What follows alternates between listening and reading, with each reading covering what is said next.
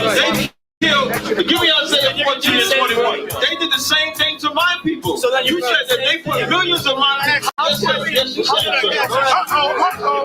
Should a murderer go to jail for murdering? Absolutely. Should a thief go to jail when he steals? Absolutely. Should a robber pay back the money he robbed? Absolutely. So why shouldn't the white man pay for what he did? That's right. That's right. One day you'll see just how it feels.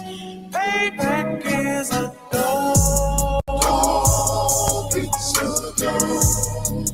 Payback is a dog. It's a dog. Payback is a dog. It's a dog. Payback is a dog. It's a dog. I'm in a hell of a hole. Was never expected to grow. Just obstacles set in the road. That a result of me selling my soul. The story I'm telling is cold, but yet it's what everyone knows. The white man's the devil is known. America was never a home. Only a place of captivity, safe facility, hating, disfigure me. They claim that I'm lazy, be killing me. Maybe this slavery draining my energy. 400 years and counting. The trail of my tears is countless. The fact that I'm here is astounding, but I can't wait till this shit is surrounded. Ready to tangle my king and the angel, be ready to rap. Cracking the sky, nuclear missiles and make it official. I'm capturing every crack and surviving. Put them all in chains where they need to be. Slavery for me. And let the whole world see that with them in the cage and safer in the streets. Put the dog on a leash. Get resolved for the beast. 144, get the brutal show, we could all be at peace. As soon as the trumpets are sound, your kingdom, we busting it down. The only way justice is found, the time for your judgment is now. You'll see just how it feels. Payback is a dog. It's a dog. Payback is a dog. It's a dog. Payback is a dog. It's a dog. Payback is a dog. It's a dog. Look, ain't no remorse in my blood slump. It won't be no compromise. Now it's time to feed the worms. Watch his body turn to flies. I clutch iron while you trust the lies. The next Glock I'm back gon' be Gen 5. I get it customized. And sending shots off like farewell. Praying payback come back around like a carousel. Still remember your Honda's words ringing in my head like bells. Said you in his body, you fit the Lord, fuck the cartel. Triangle choke, apply pressure to the game like I did Vondale. Payback to bitch in his dress. She a bombshell. Revenge is served cold. I just hope they making oxtail. Glock fresh out the box, I swear it got that new car smell. Made myself a target in the world of mad shooters. There was designed fire for our babies to pass through it. And the day of our king's reign, I'll be overzealous. They bought my jealous, I bought brand new parabellums. One day you'll see just how it feels. Payback is a dog. It's a dog. Payback is a dog. It's a dog. Payback is a dog. It's a dog. Payback is a dog. It's a dog.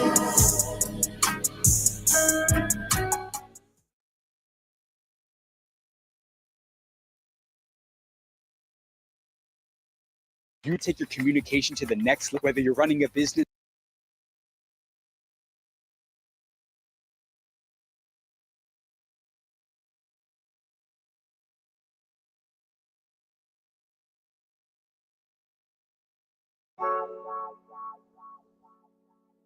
Hey,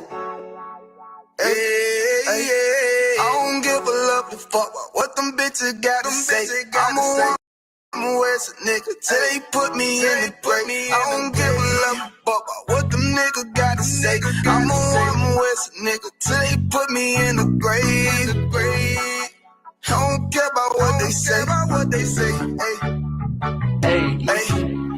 Fuck with my you ma fuck with my sister, then I got a problem, I'm never gonna miss you. I got 100 hanging out the AR, I got a 50 hanging out the pistol. He say it's corner, I'm just being realistic. I be on them corner posted with the realest. If it's the Sabbath, then we going fishing. I'm reeling them in, that's a God-given mission. I'm really on 10, but I'm strapped in the pistol. I get the order, be glad of this mission. Hebrew Academy graduate, nigga. Training, put through the baddest conditions. I'm fuck with none but the baddest of bitches. She righteous submissive, she glad to be with me. Had that thing Putin like Batman, nigga. She know I'm a prophet, she glad to be listening. Disrespect, I ain't having that shit. Tell her go make some business from scratch. She bitching the different breed of black men. We don't do the back thing. I remember back when I was really trapping, trying to get them racks in, selling dope to black men. But now I'm trying to make it straight, like don't forget about my face. We standing up straight, can't fold us. Too heavy, the world won't hold us. Don't use some rank, I told you. Line up in these ranks, we sold you. You can take that to the bank, we focus.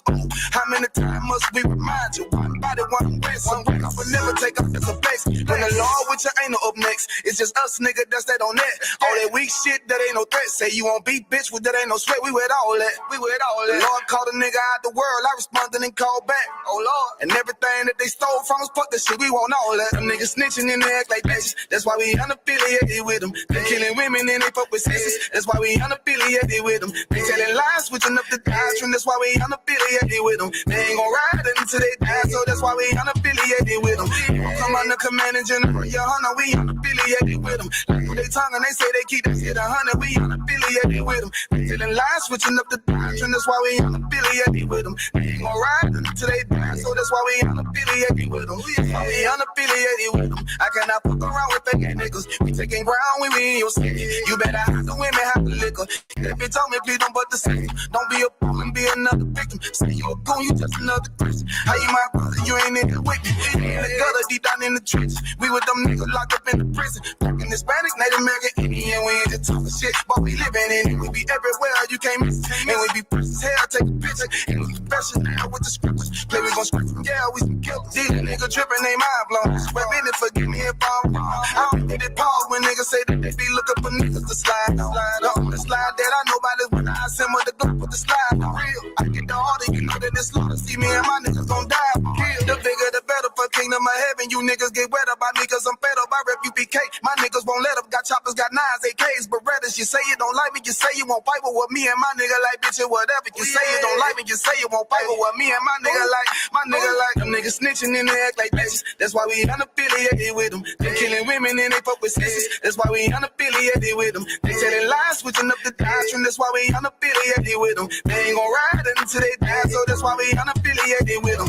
Come on the commanding general, your honor, we unaffiliated with them.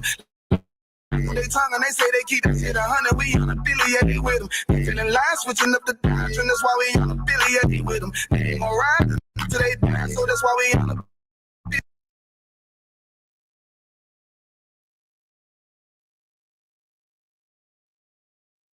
Like, why y'all don't fuck with such and such?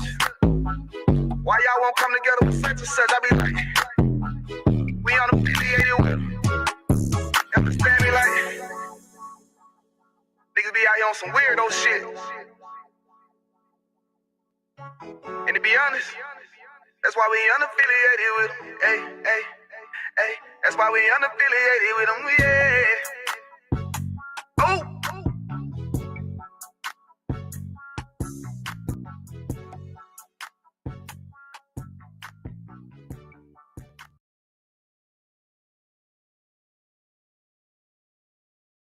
Traveling solo is an adventure. With unlimited data and over 200 destinations, traveling solo doesn't mean being disconnected. That's why I use Olafly, because they go with me. You understand? You done found a new breed of Hebrews that stand and walk with the law, statutes, and commandments of the Most High. And we don't care who we got to come up against. You ain't standing before this truth. You understand? We done took them all on and gonna continue to take them all on.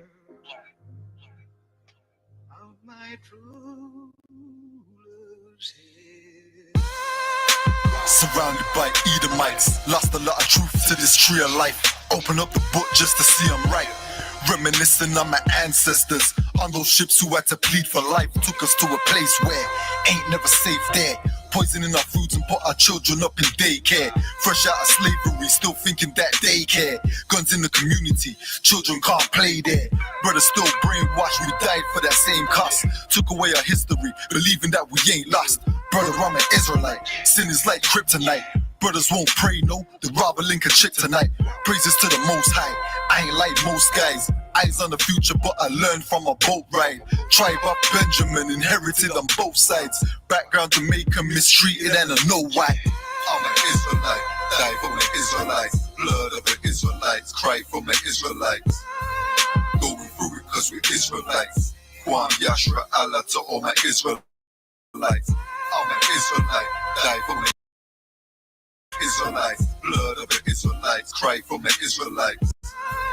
Going through it cause we're Israelites. Kwam Yashra Allah to all my Israelites. Kwam Yasha Allah, sons of the power. Rise from the ghetto when Satan want us devoured. The seal of the Lord ain't found in church towers. Never dying on my knees like no coward. Wanna be an Israelite, you gon' need more than fringes. You gon' need to show you approve and get in them scriptures. Oh, I forgot to mention, traumatized from the lynching. Homicide, we the victim. Homicide ain't the ending. Kids with PTSD, suffering symptoms, never getting treatment. Something he gotta sleep with. Stockholm syndrome so long, it ain't a secret. That's why I die for them brothers I'm facing east with.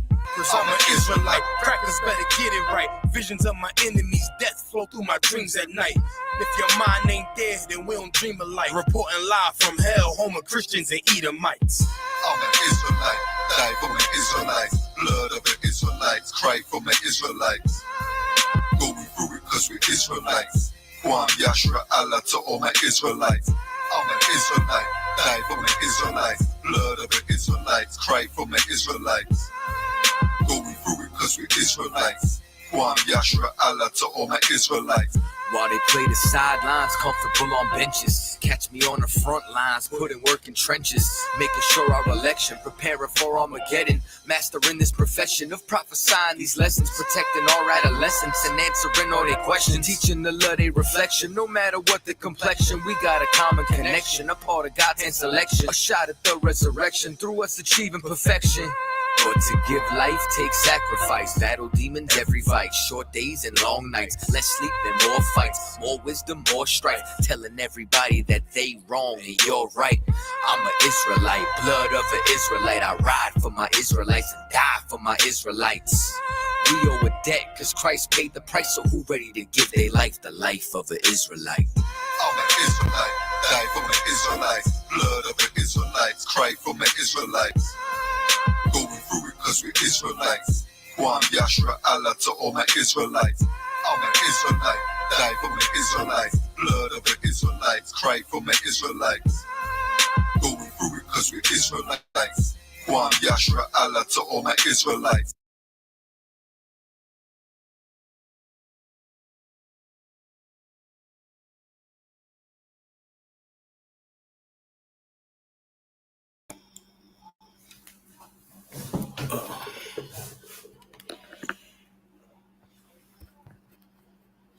Shalom Israel, Shalom Israel.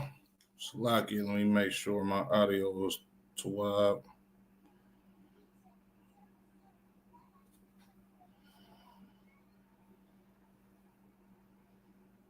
Testing. Testing.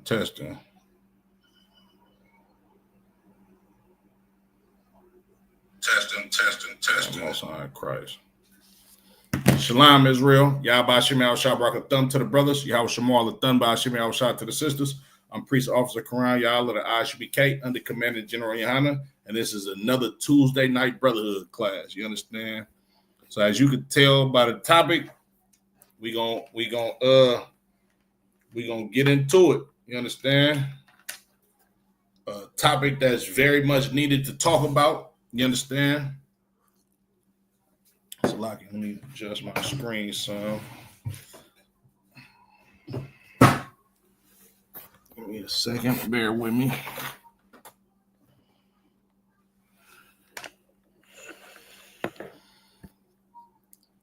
Topic that's very much needed to be talked about, of course, in season as always. You understand?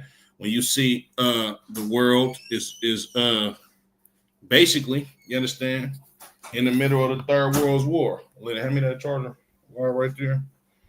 Understand? And the reason being is because we are seeing the Lord. Oh, that's nice.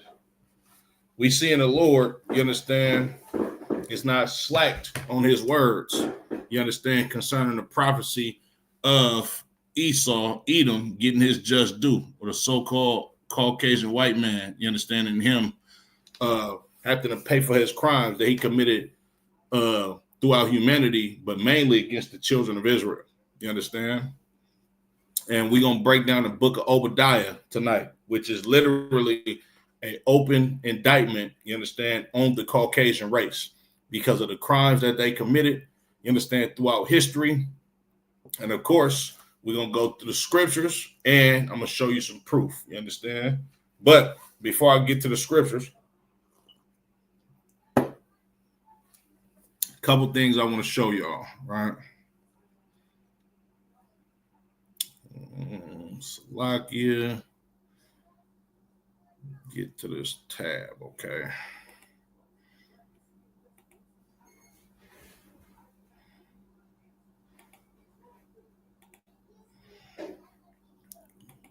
Now, right? What you're looking at on the screen is a book called Who is Esau Edom? You understand? Written by Charles A. Wiseman, you understand? Edomite itself, right? And the reason why I put this book on the screen is because, of course, this being on topic, you understand? Obadiah is a book in the Bible concerning a prophecy of what will befall the children of Esau or the Edomites, you understand, in the future, right? Now, on the first page of this book, Who is Esau Edom, right? Slovakia. On the first page of the book, Esau Edom, right? This is what it reads. The legacy of Esau Edom. To help answer the question of who is Esau Edom, the first necessary step is to examine the racial and genealogical history of Esau and his descendants. So in order, and what the author is basically saying that in order for you to understand who is Esau, who is Edom, you have to find out who he is, Salakia, who he is racially and genetically. And this is what this author, a so-called white man himself, wrote in this book, right? Life and history of Esau. Esau was the firstborn of Isaac and thus was the heir to the birthright derived from the direct racial lineage of Adam to Noah to Abraham. Thus, Esau was racially an Adamite, a Semite, and a Hebrew, the racial stock of the white race. So this literally tells you that Esau or Edom is the racial stock of the white race. You understand? Now, I have a couple of other credible sources with me. Lucky, right?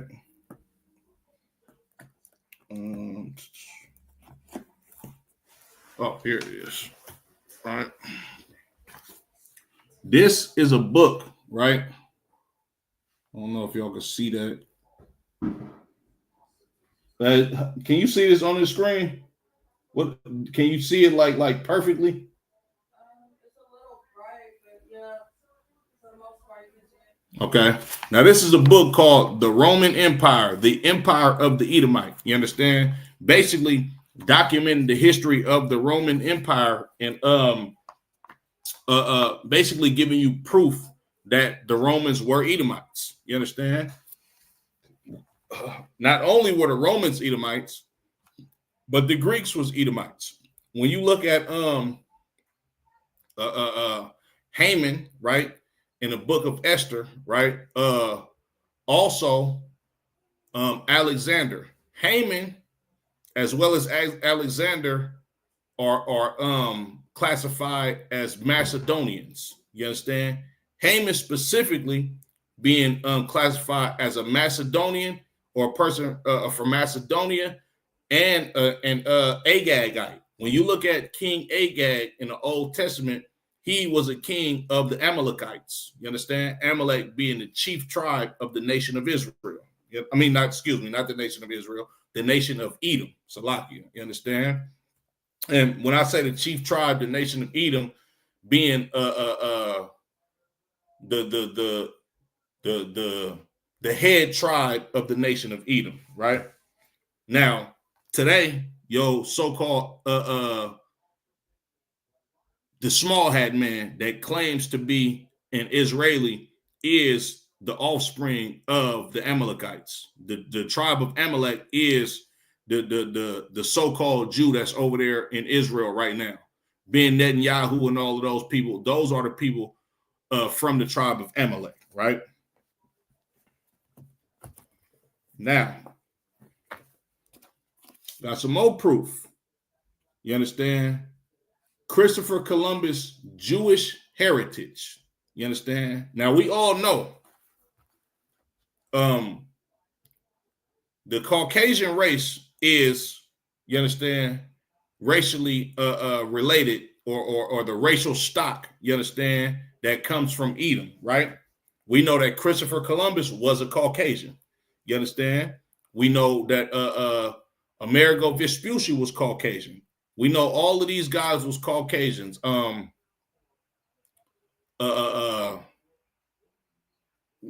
The British, so-called British people, the Spanish people, you understand? These are all Caucasian people, you understand? Which actually come from Edom, you understand? But specifically, Christopher Columbus, you understand? Him being a so-called he was looked at as an Italian, but he was actually a Spaniard, but he had Jewish roots. You understand? Him being Jewish and him coming from the nation of Edom, you understand, claiming to be a Jew is no different than these people here.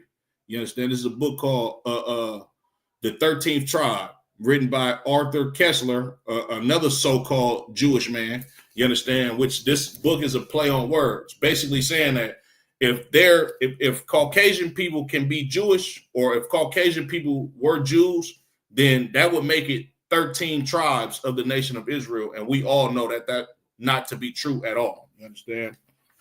So just a couple of quick sources, right?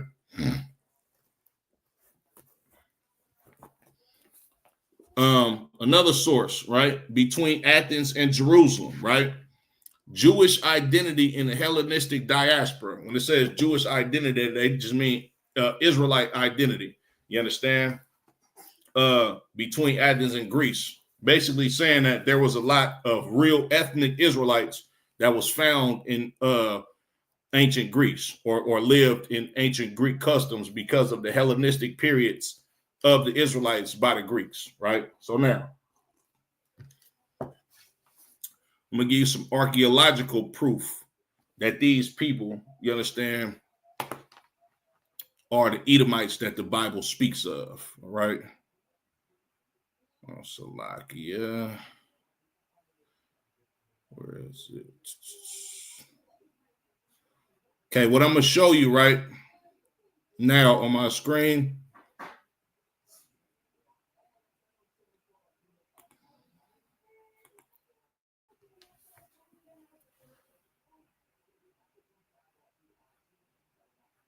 Damn, Salakia, can I make this bigger?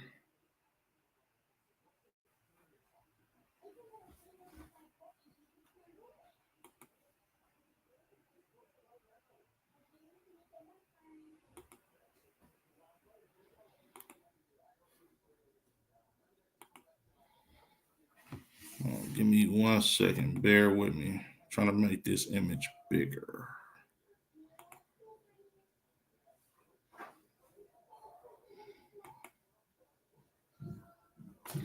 Okay, boom. Hold on. Let me share this with you.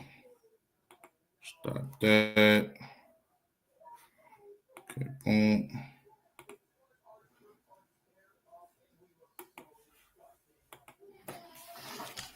Now, What you're looking at is an image of a cave, right? In a land called Petra, right? Let me give you all the exact location of Petra, right?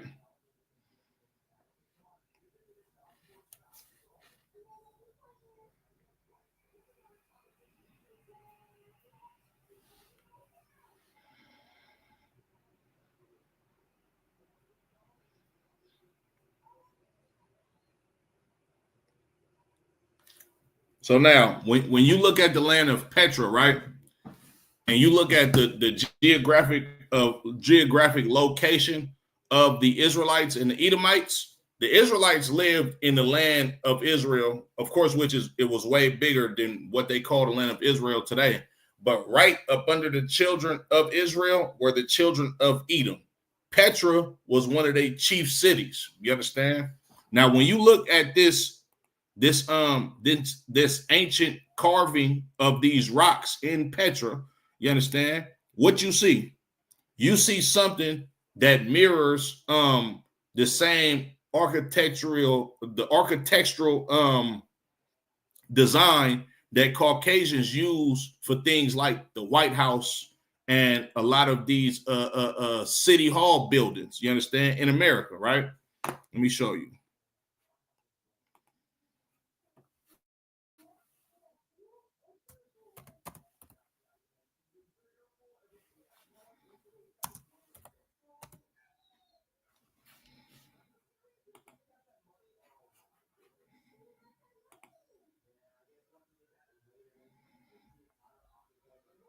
Oh, wow, this is a perfect picture.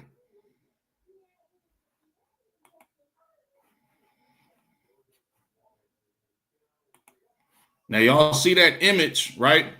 In Petra, right? Or what they carved in the rock. Keep in mind, this is a cave. You understand? Keep in mind, right?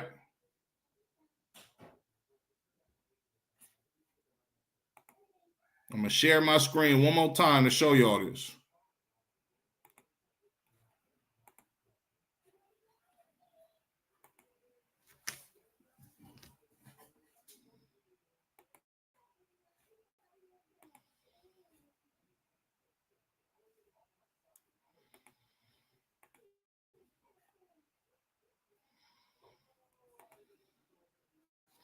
You see that? That looks identical to the cave that they carved in Petra. These people have the same architect style that they had back in ancient times. You understand? Which gives you more proof that Edomites are Caucasians. You understand? Now, of course, I'm going to go to the scriptures. You understand? And give you more proof, right? That was just a little bit of archaeological evidence, all right?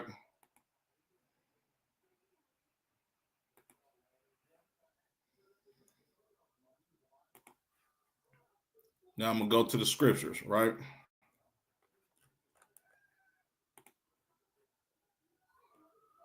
Let's go to the book of Genesis, chapter 25 and verse 25, all right?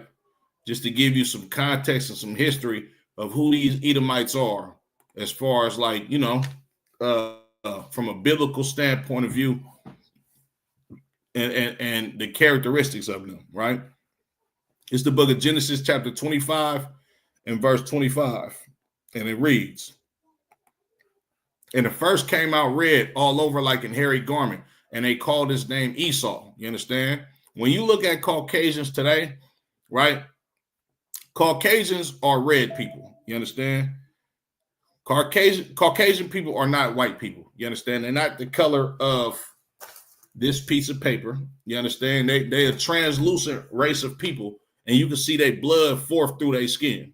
You understand? Especially in the summertime, like the word Edom literally means red. You understand? Right? In the summertime, a lot of them Caucasians down there in the southern portion of the United States, they tend to turn very red. And a nickname for them is rednecks. You understand? All right. So, and the first came out red all over like in hairy garment, and they called his name Esau. If you leave a Caucasian man somewhere without a razor, you understand, some clippers or something to groom himself, this dude is going to grow hairy just overnight. You understand? The term 5 o'clock shadow comes from Esau being able to grow hair rapidly. You understand? Meaning that Edomite woke up that morning, shaved his face. By 5 o'clock that evening, he has stubble on his face. You understand? That's how the Lord designed these people to be. You understand?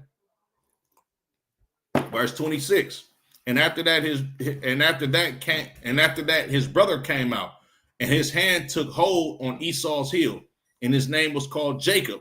And Isaac was 80 years old when she bare him. You understand? Notice it did not mention what Jacob looked like, because this red hairy bastard Esau, this was like a peculiar child. You understand? That had to be described, written down, because everybody else on planet Earth at that time were brown people. You understand?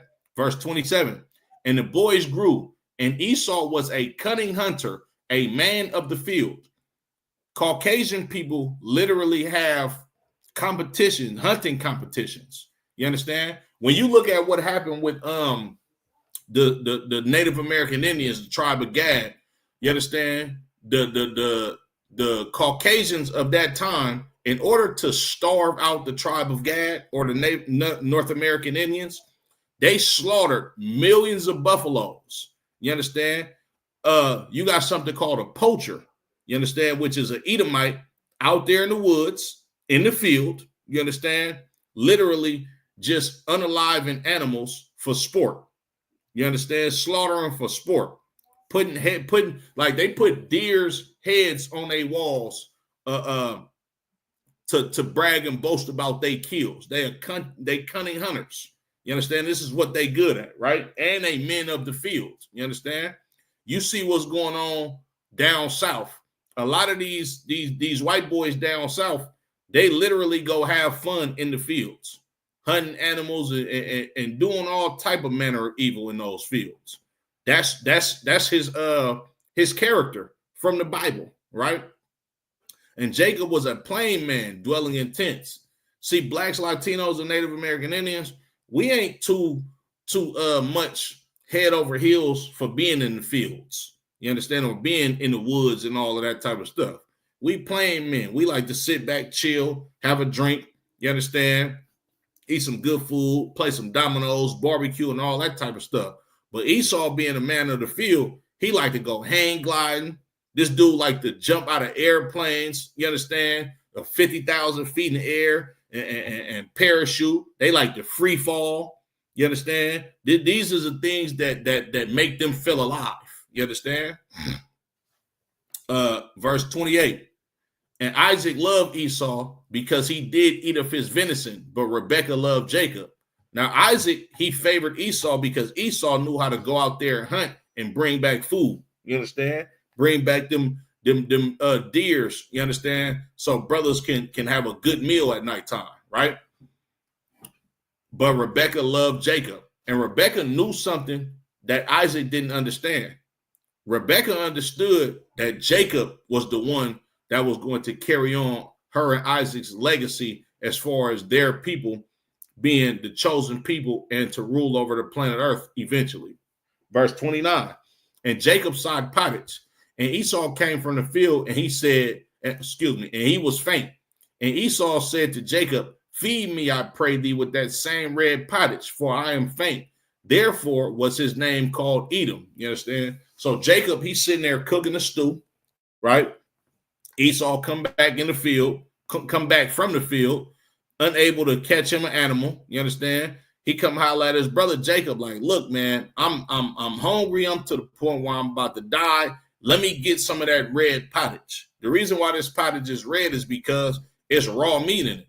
When you look at what's going on with Caucasians today, as far as like the food scene and you know, Go sit next to a Caucasian man at a steakhouse. He's not gonna want a well done steak. He's not gonna go medium.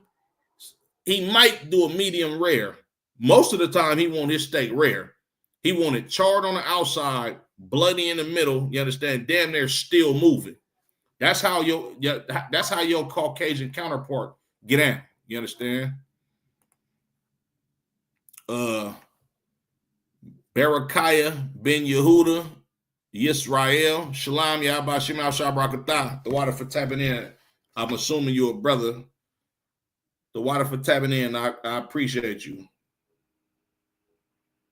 Salakia.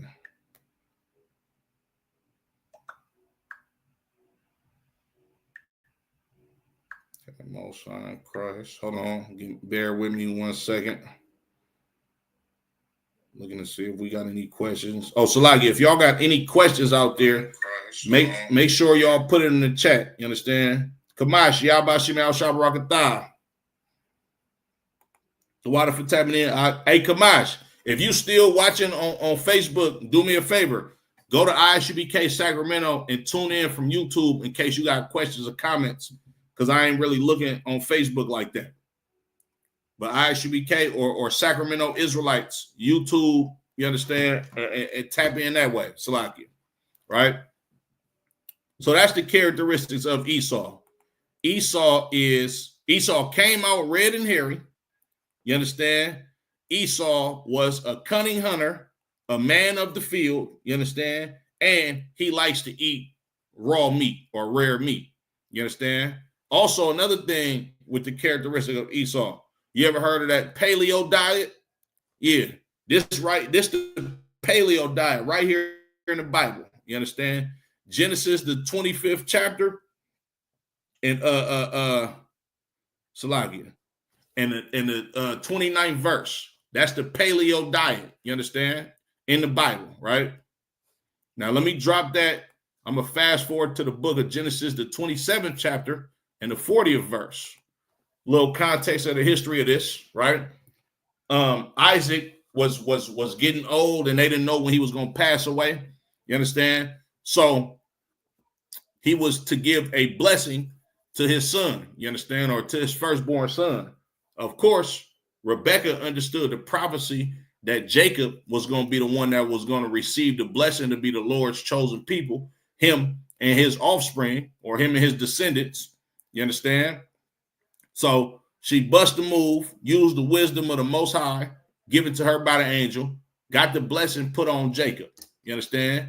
While Isaac out there in the field trying to go get him something to eat. You understand? Rebekah bust a move and made sure it happened for the right son. You can read all about this in Genesis, the 27th chapter. You understand? Now, when Esau came in, he begged his daddy for a blessing. You understand? He begged Isaac for the blessing. Isaac was like, look, I gave the blessing to your brother, man, and I swore before the Lord, this is it. So Esau cried for a blessing from his son, from his father, excuse me. And this was the blessing that he gave him, right? And by the sword shalt thou live and shall serve thy brother. And it shall come to pass when thou shalt have the dominion that thou shalt break his yoke from off thy neck. So Esau was blessed with the sword, or blessed to live by the sword. When you look at what happened throughout the history of these so-called Caucasians, who was the Edomites of the Bible, and how they became to be a ruling people on planet Earth, you got to start with the Greeks. They went to and fro, raped, robbed, and murdered the known world at that time. And Alexander became the first Caucasian man to be a superpower, you understand, over the planet Earth. Him having a Greek empire as his kingdom, you understand? And what they did was they robbed everybody, you understand? Just like when you look at the history of America or the British, they came here to the to the Western Hemisphere, you understand? and robbed everybody as far as the Native American Indians. You understand? And it's not just the children of Israel that they did wrong. They did everybody wrong. You understand? Esau became a superpower by living by the sword. He did it to the Asian people. You understand? With bombing Hiroshima and Nagasaki. You understand? You see it going on with Iran being bombed by Israel and then being backed by the USA. You understand? The Romans did it, right? Of course, I was just talking about the Greeks doing it. The British did it. You understand? The British went to war with China, you understand, in order to be able to push opium in China to make money. Like, this is how Caucasians have lived throughout humanity. They live by the sword. You understand? They went and slaughtered people and committed atrocities and violence against the whole goddamn world in order to be the superpower that rules the whole damn world today, right? Verse 41, and Esau hated Jacob because the blessing wherewith his father blessed him. And Esau said in his heart, the days of mourning for my father are at hand. Then will I slay my brother Jacob. And after the history went on, you understand, this feeling about so-called blacks, Latinos, and Native American Indians from Edomites, this perpetuated throughout history when you see the harsh treatment of the blacks, Latinos, and Native American Indians by these Caucasians, whether it be the sub-Saharan slave trade, whether it be the transatlantic slave trade, whether it be the Trail of Tears and atrocities that they committed against the Native Americans and the Mexicans, you understand, of North, Central, and South America, right? You're going to see it throughout all history, right? So let me get Job 9:24.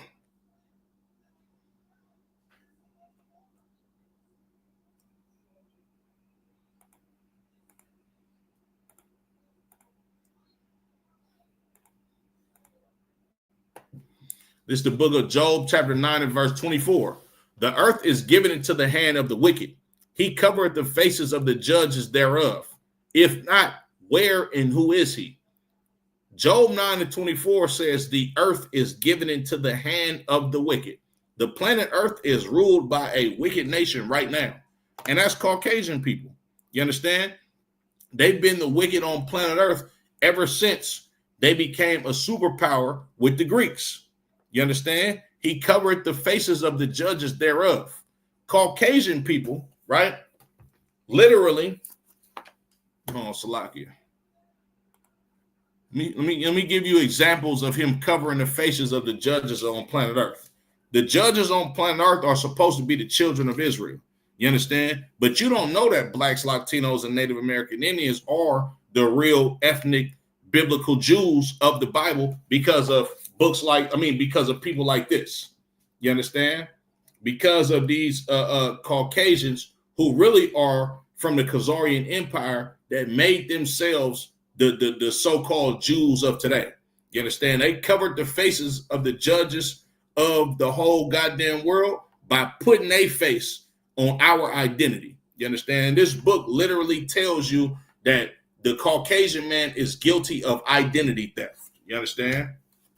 Christopher Columbus, he's another one.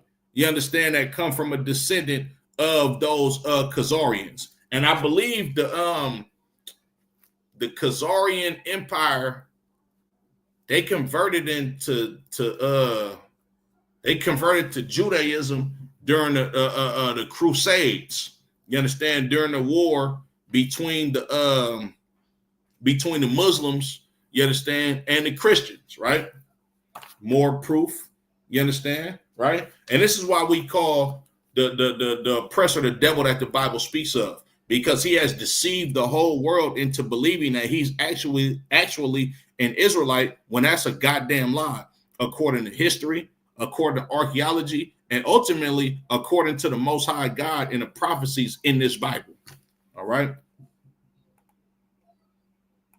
Get back to these scriptures. The earth is given into the hand of the wicked. He covered the faces of the judges thereof. If not, where and who is he? If the Caucasian man is not the wicked on planet Earth, then who is he? Who can compare to the crimes that Caucasians have committed against the children of Israel and the rest of the planet Earth? You understand? Who's guilty of mass murder more than the Caucasian man? Who's guilty of theft, rape, robbery, murder? You understand? Identity theft. You understand? Home invasion, right? Coming to another person's land and stealing everything out of their goddamn land and making them a subject or a slave. You understand? Who's more guilty than that than the Caucasian man, right? This is why we got a problem with you fake Israelites that's saying the Arab man is Edom or is the Edomite. That's a goddamn lie. You understand? Yes, of course, Arabs have committed atrocities against the children of Israel. I'm not refuting that at all. But they haven't been as bad as the Caucasian man. You understand? Historically speaking, Arab, he can't touch the Caucasian man as much harm and evilness that he did to blacks, Latinos, and Native American Indians. Not just here in the Western Hemisphere, but before we even got to this side of the world. As a matter of fact, Salaki, let me give you some history on that real quick.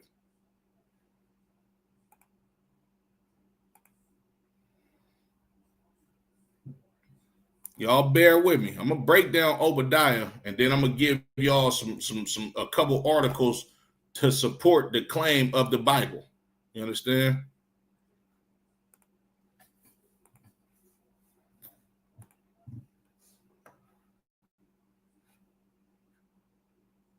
It's a reason why they took these 16 books that comprises of the Apocrypha out of the Bible, because this puts a clear image of the suspect, of the criminal, of the whole goddamn planet Earth throughout humanity, right?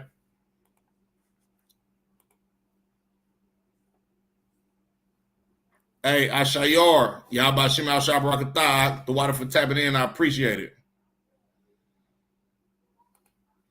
This is the book of First Maccabees, chapter 1 and verse 1. And it happened after that Alexander, son of Philip the Macedonian, who came out of the land of Chittim, had smitten Darius, the king of the Persians and the Medes, that he reigned in his stead, the first over Greece. The Bible is a history book. This is not some religious rhetoric that means nothing. That's a spooky fairy tale book. No, that's not what's going on in the Bible. Alexander, meaning Alexander the so-called great, or Alexander the Greek, was a real person. You can read about this dude when you go to high school. They're going to teach you about Alexander. And furthermore, Alexander lived about like 300 and something years before Christ was even thought of. Well, not even before he was thought of, excuse me, because Christ was always prophesied about in the Old Testament. But Alexander lived about 300 and something years before Christ was even born. You understand? Right? Which shows you that this is a history book. This is Alexander the Great. You understand? Son of Philip. Alexander the Great. Y'all can look this up. Don't take my words for face value. Look it up. Go find out who was Alexander's father. Where did they come from? You understand? Who was the first king of the Greeks? It's right here in the Bible, right? Verse 2. And made many wars and won many strongholds and slew the kings of the earth and went through to the ends of the earth and took spoils of many nations. This is robbery right here in the Bible of Caucasian men of other nations, or robbery from Caucasian men of other nations. You understand? It literally says, and took spoils of many nations, insomuch that the earth was quiet before him, whereupon he was exalted and his heart was lifted up. You know what it means for the Bible to say the earth was quiet before Alexander? That literally means that the earth didn't want no smoke with Alexander. You know why? Because he was evil as hell. You understand? Wherefore, Salakia, and he gathered a mighty strong host and ruled over countries, and nations and kings became tributaries unto him. Did we not just read in Genesis, the 27th chapter and the 40th verse, that the Lord said these Edomites was going to live by the sword? Well, this is how they made their bones on planet Earth, by going to the ends of the earth, you understand, slaughtering kings, right, and taking spoils of them with the sword. You understand? When it say, and he gathered a mighty strong host and ruled over countries and nations and kings who became tributaries unto him. They paid taxes to Alexander. You understand? He lived by the sword. How do you live? You have to eat to live. You understand? He was able to eat or live by slaughtering people, by violence. Verse 5. And after these things he fell sick and perceived that he should die. Wherefore he called his servants, such as were honorable and had been brought up with him from his youth, and parted his kingdom among them while he was yet alive. Talking about the 4 generals that he parted his kingdom to before he passed, you understand, which comprised of the kingdom of the Greeks. It was 4 different regions of the kingdom of the Greeks. You had the Seleucid dynasty, you understand, which offhand I can't remember exactly where each of these generals ruled at. I will have to go to my notes. You got the Ptolemaic dynasty, or the Ptolemaic dynasty. I know they ruled in Egypt, you understand. I forget the other 2 names, you understand. As a matter of fact, Salakia, it's important. I gotta look it up.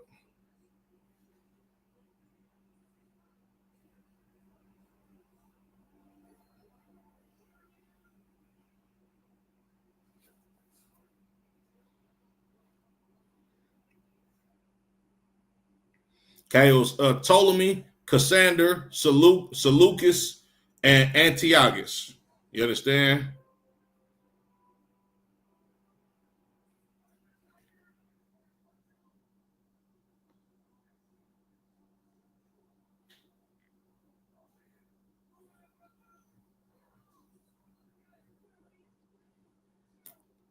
And these four dynasties of the kingdom of Egypt was the Ptolemaic kingdom, or the Ptolemaic dynasty, which ruled in Egypt, right?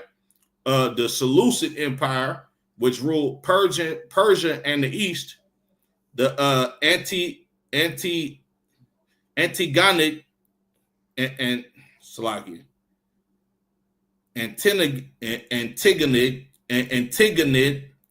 Antigonid dynasty, Macedonia and Greece, and the kingdom of Pergamon, Asia Minor. You understand, right? But that's the 4 generals that he parted his kingdom to. You understand? So I'm gonna drop down, right?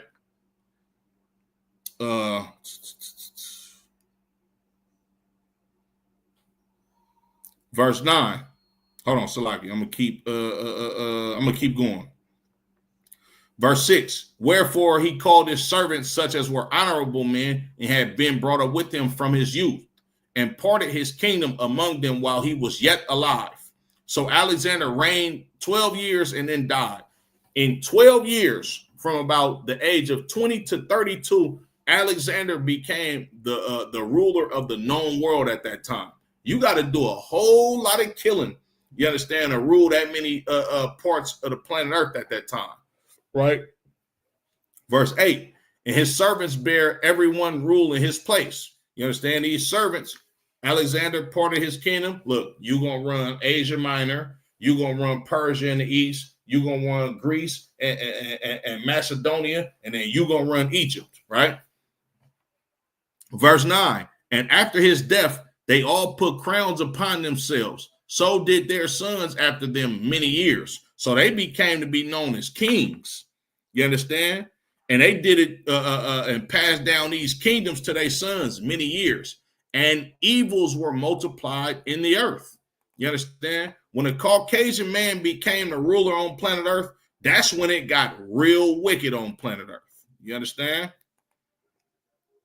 DK, Yahba Shema Shabrakatah, the water for tapping in.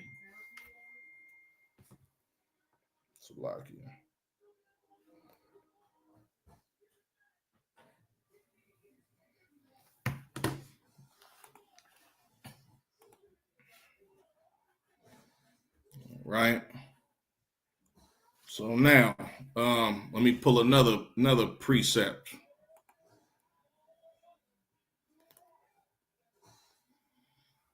Go to the book of Zechariah. Zechariah chapter 11 and verse 5.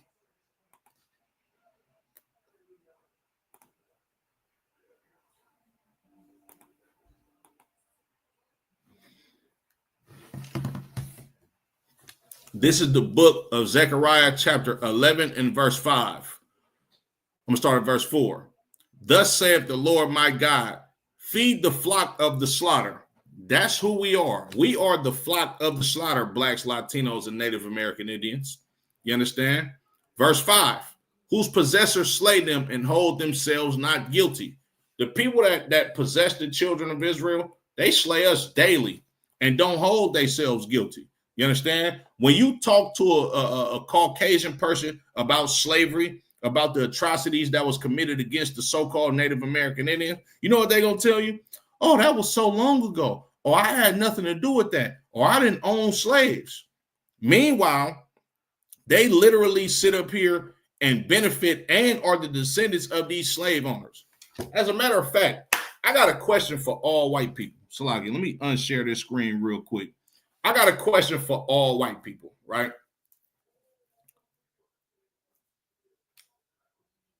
I got a request for all white people. Stop being a coward. You understand? Stop being the type of person, right? Oh, Salakia. Hold on. During Alexander's reign, wasn't Esau still in Idumea in Jordan? Okay. When you look at the history of the Edomites, right? I'm gonna give you a little bit of history. Berechiah ben Yehuda, because you asked a good question, right? During the time of Alexander's reign, yes, there were Edomites in Idumea. You understand? You absolutely are right. Hey, shalom, sir. Yabba Shemal Shabbat Madabar, sir, the water for tapping in. Yes, there were Edomites in Idumea, but that's not the only place where Edomites were. When you look at the history of a cat named Zepho, you understand? I'm going to give you a little bit of history that you might not know about Edomites, right? Salakia. You said, what's the link, sir? Damn, how did I do this last time?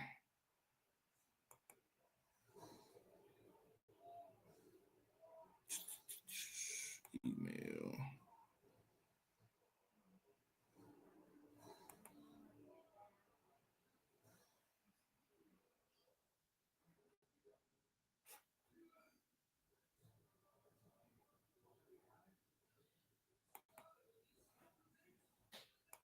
Damn, Salakia, sir. I forgot how I did it last time. Put it in the chat, sir, Baba Kasha, and tell me how to do it so I can get you up on here, sir. Salakia. So, basically what happened was, right, with this cat Zepho. Zepho was a Edomite that we had went to war, right? We went to war with the Edomites during the time of us trying to bury Jacob. You understand? Right? And what happened was, long story short, Zepho, right, was one of the chief sons of Esau, right? And during the time of us living in Egypt, Zepho, the Edomites losing that battle against the children of Israel when we tried to go bury Jacob, right? And we got into a skirmish over the land because Jacob was supposed to be buried in the sepulcher where Abraham and Isaac and they foremothers was buried, right? So now Zepho eventually became a slave in Rome. He became a hostage in Rome, not a slave, excuse me. He became a hostage in Rome. You understand? He went to prison in Rome. I mean, not Rome, excuse me, Egypt, right? Long story short, Zepho, he escaped from Egypt. I can't remember the whole details of it, but Zepho went to the land of Chittim, you understand, which is I believe Chittim is either Greece or Rome. I can't remember. I want to say it's Greece. You understand? But when Zepho came into that land, you understand, they made Zepho a king of their nation. Now, during this time, Caucasians didn't frequent Europe. This is the original homeland of your so-called Polynesians, the Tongans, Samoans, things of that nature, the Filipinos as well. You understand?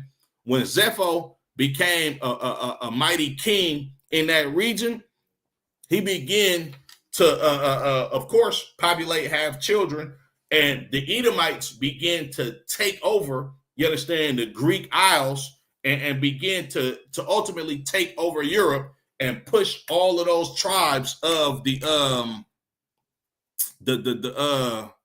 Salakia. Where can you read about this? Let me see. I'm gonna have to find the link, but eventually, the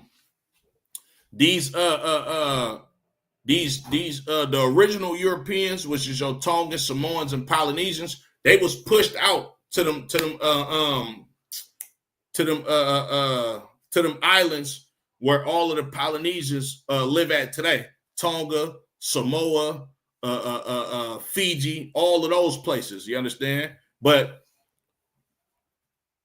Zepho, him basically kicking it off for the Edomites in Europe. Yes, it was still there was still Edomites that lived in Jordan. You understand? That lived up under the land of Edom. You understand? Well, not in Jordan, but on the other side of Jordan, but up under Edom. This is why when you get Herod, you understand?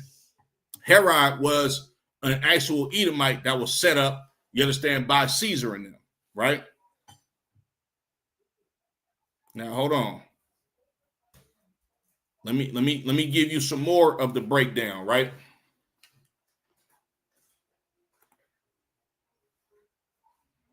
I'm gonna go to the book of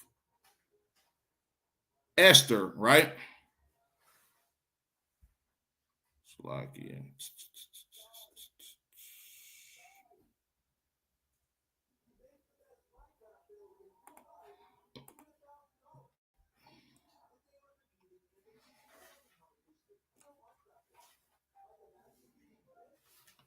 Hold on, give me 1 second. I'm gonna go to the book of Esther to give you the history of a cat named Haman.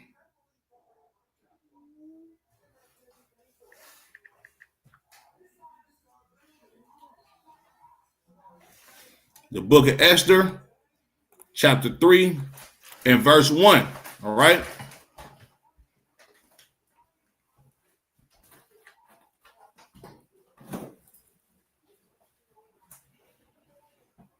Salakia, is this what I want?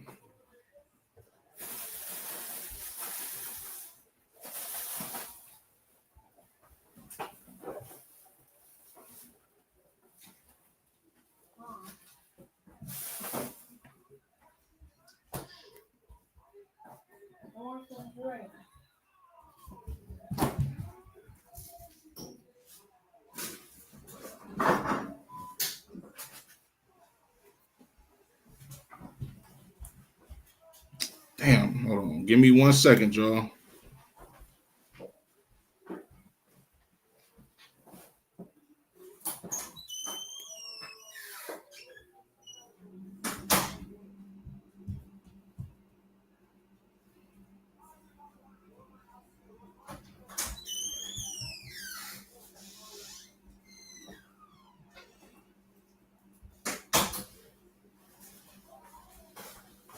Okay, got you. All right. So I'm about to share my screen with you. Fight guess.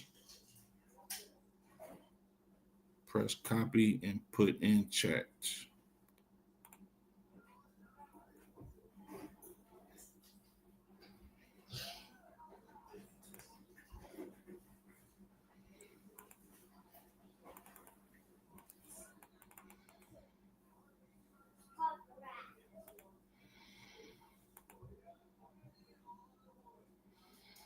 Okay, kind sir, I just threw it in the chat. Now hold on, Salakia. Let me share my screen real quick for the brother that had the question, right? I'm gonna break it down for you. All right.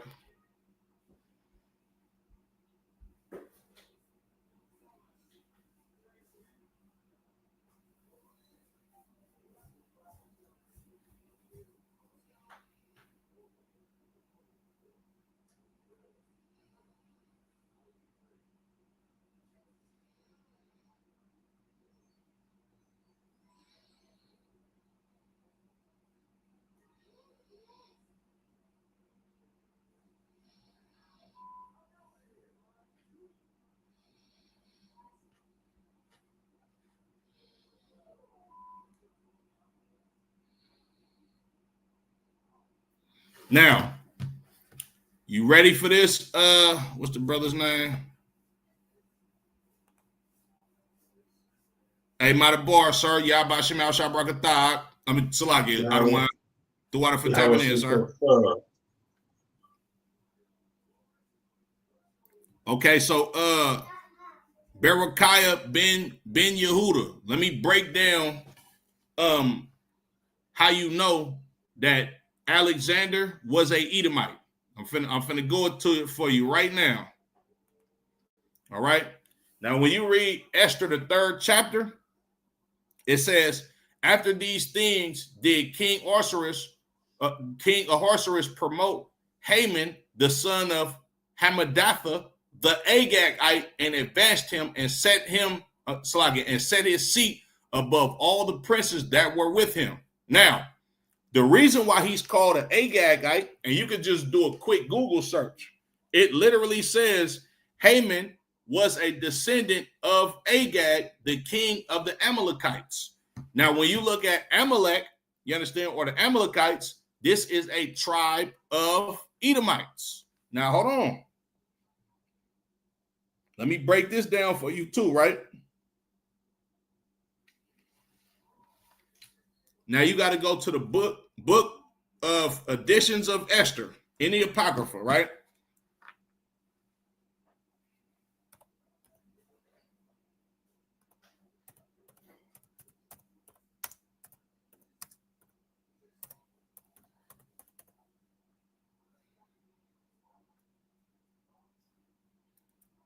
Give me 1 second.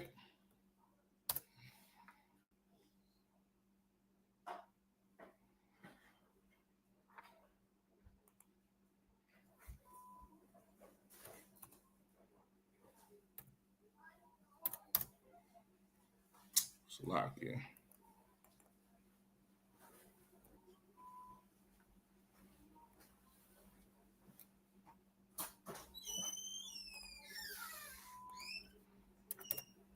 Slovakia. Additions to Esther in the Apocrypha.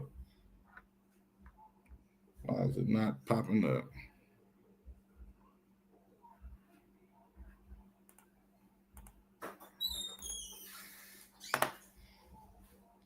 Okay, I do it like this.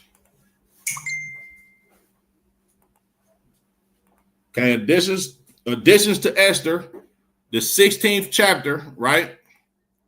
And the 10th verse. And it reads, for Aman, this is Haman, the same person, a Macedonian, the son of Amadatha, being indeed a stranger from the Persian blood, and far distant from our goodness, and as a servant received of us. The reason why it's saying he's a stranger from the Persian blood is because they're differentiating him from being a Persian, and they called him a Macedonian. You understand? They called him a Macedonian.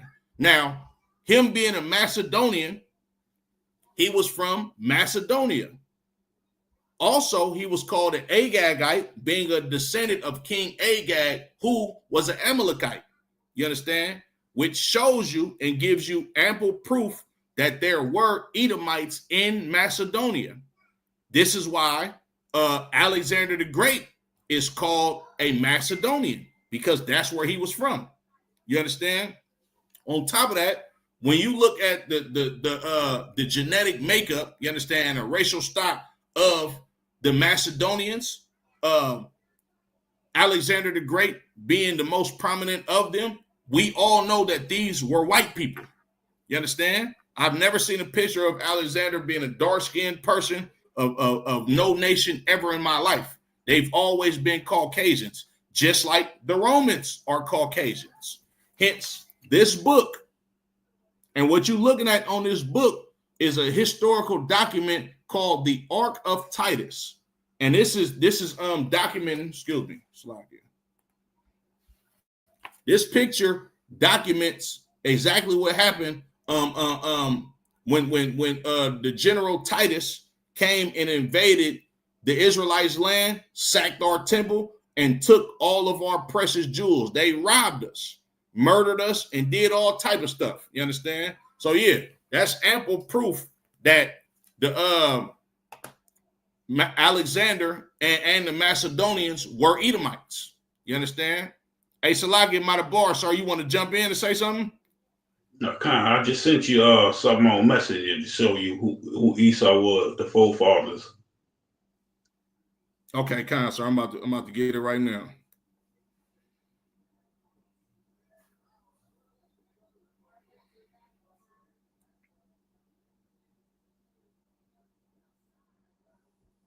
Right. So my Adawan Matabar just sent me something heavy, right? And Salaki, sir, what book is this coming from? I don't know. I had that since like 2016 or something. I don't remember what book it came from. Okay, sir. What it reads in this book is Esau is considered a significant character in world history and the forefather of the Roman Empire. These is Caucasian people. You understand? Caucasians wrote these books about Edomites being Romans and Greeks. You understand? As well as them being Jewish people. Right? So now, Salakia, sir, I'm about to go back to the scripts. I'm going to get to reading the book of Obadiah. You want to break it down, sir? No, this your class. You can break it down. I'll just chime in whenever. Okay, come on, sir. The what? I appreciate you. Okay, so let's get it, man. Let's get to the indictment of Caucasians, you understand, from the Lord, all right?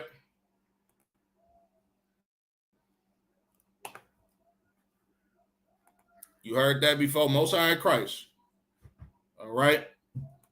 So now, this is the book of Obadiah, chapter 1 and verse 1. The vision of Obadiah, thus saith the Lord God concerning Edom. We have heard a rumor from the Lord, and an ambassador is sent among the heathen. Arise ye and let us rise up against her in battle. You understand? This vision that Obadiah is seeing is coming from the Lord. And the Lord said, these Edomites are the ambassadors of the heathen. You understand? They the top representative of all these heathens. And you can see it in today's time. You understand? You see how they live more deliciously than the rest of these heathens. They run the planet Earth. Job 9:24 says the earth is given in hand to the wicked. You understand? Arise ye and let us rise up against her in battle. And this is what we doing in the ISUBK in a spiritual sense. You understand? The Lord told us to prophesy against Edom. You understand? Prophesy the destruction of this wicked race of people, because this is exactly what he deserves because of the crime that he's being charged of committing. And it's absolutely true. You understand? Verse 2. Behold, I have made thee small among the heathen. Thou art greatly despised. when you look at Caucasian people, you understand they a small number of people when it comes to all the rest of the heathens. You understand?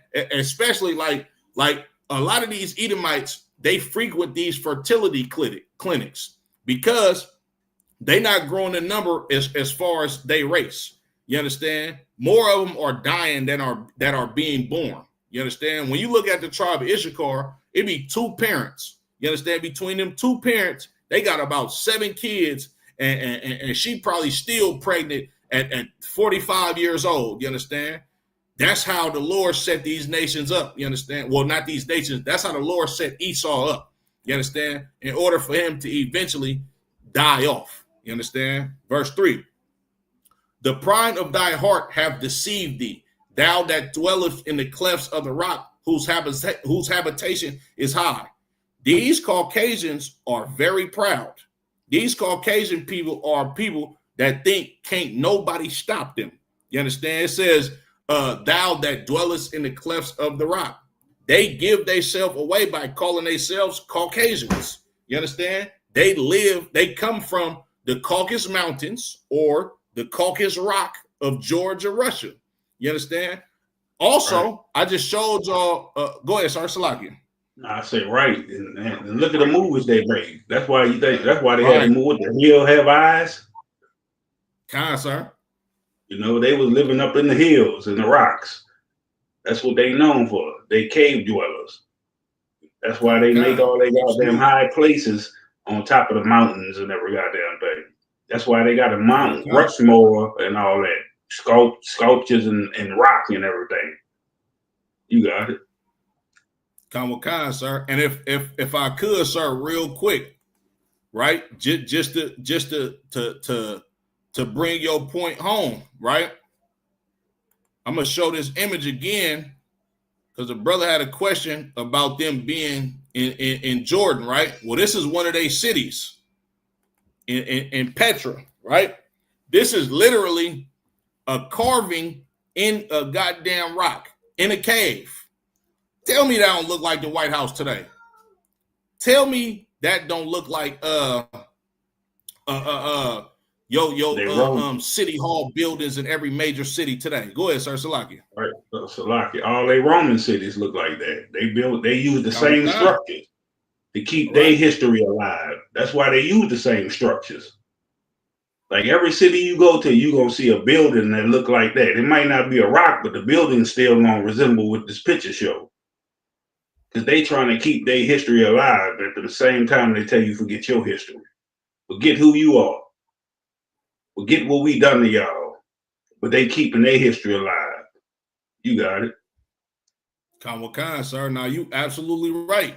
They keeping their history alive and well. You understand? Matter of fact, I'm gonna show y'all this real quick. Don't that look like what was carved in the caves of Petra? That's the White House. Right now. You understand? That looked like ancient Rome. That looked like ancient Petra. That looked like the buildings that the Greeks had. You understand? This is exactly how they live. This is how you know this is the Caucasian man is the Edomite. He can't hide it. You understand? Like you said, sir, he got to keep his history alive.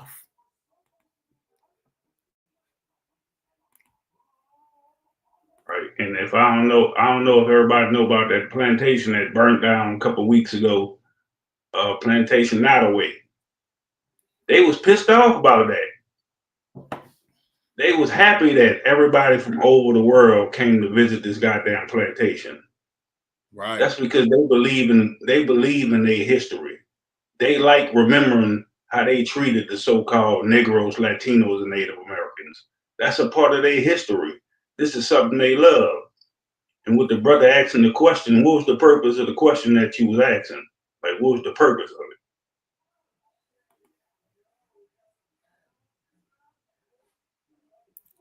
Khan, you absolutely correct, sir. I'm gonna let him answer it when he put it in the chat. You can see the chat though, right, sir? No, I can't see it because I ain't on YouTube. Okay, Khan, sir. So if he answer your question, I'm gonna go ahead and put it on the screen so you can see it. Okay, reading on Salakia.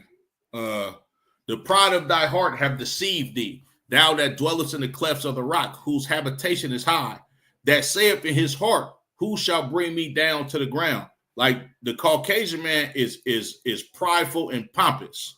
He literally believes that nobody's going to rent his kingdom out of his hands. But the Lord saith otherwise. You understand? Verse 4. Though thou exalt thyself as the eagle, and though thou set thy nest among the stars, thence will I bring thee down. When you look at every kingdom of Edomites, every flag, every coat of arms that they had in the times past, what was on it? It was a eagle. You understand? When you look at that dollar, you understand? The eagle. What they say when they went up landing on the moon, you understand? When it says and though thy set thy nest among the stars, thence will I bring thee down. They said the eagle has landed. You understand? This Caucasian man, he is the devil that the Bible speaks of. You understand? And he absolutely wants control and to be able to see everything on planet Earth. When you look at the abilities of an eagle flies higher than a lot of birds, and they can see from afar. You understand? This is why these Caucasians, they liken themselves unto the eagle, because they want to be able to go to and fro as swift as hell. You understand? And to be able to see everything and be able to control everything, because they can see what's going on everywhere. You understand? But the Lord said, thence will I bring you down. You understand? Verse 5. If thieves came to thee and robbers by night, how art thou cut off? Would they not have stolen till they had enough? If the grape gatherers came to thee, would they not leave some grapes? That ain't Esau. That's not his character. His character is to steal everything. You understand? Salakia. Hold on, sir. He answered your question. I'm going to put it on the screen.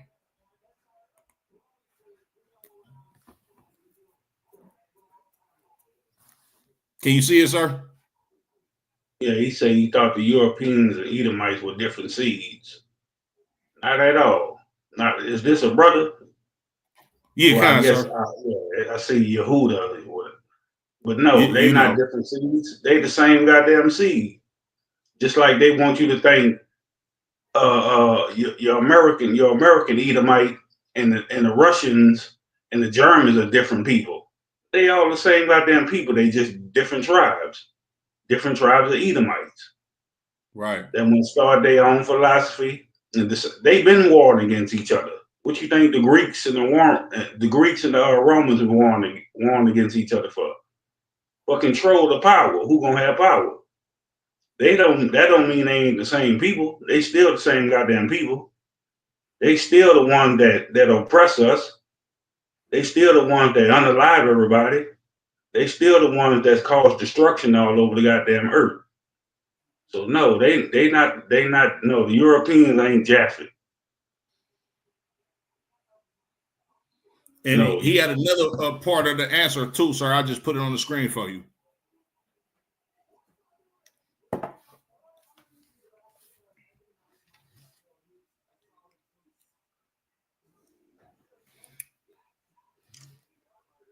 And when you believe like the Europeans are Japheth, no, that's because look at your name.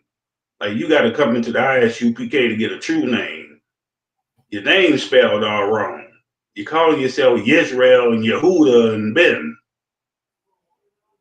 Like you probably gave yourself that name. You got to come earn your name in the ISUPK under Commander General Hana.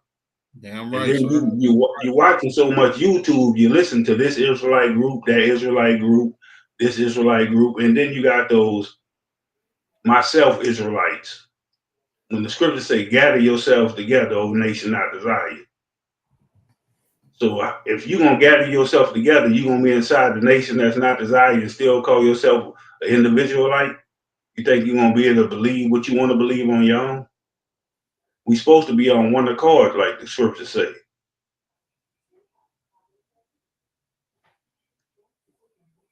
Damn right, sir. You understand? Like, I couldn't have said it nowhere near as good as that. You understand? You got to come in here, brother, and actually learn the history of these Edomites.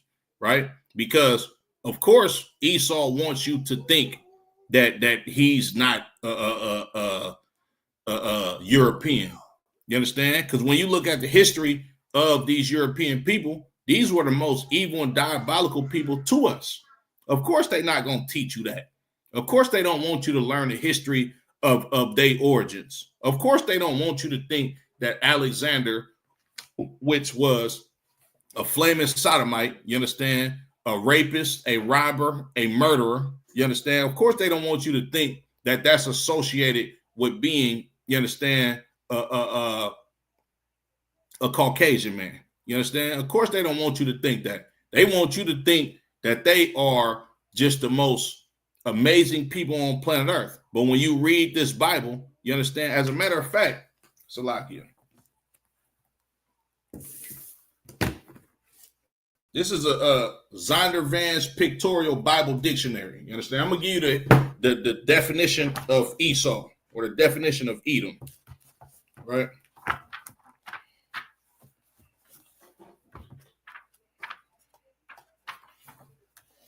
I'm going to give you the last paragraph of the history of Edom, right? Edom figures prominently in the Bible, prominently in the prophetic scriptures, as the scene of great future judgments.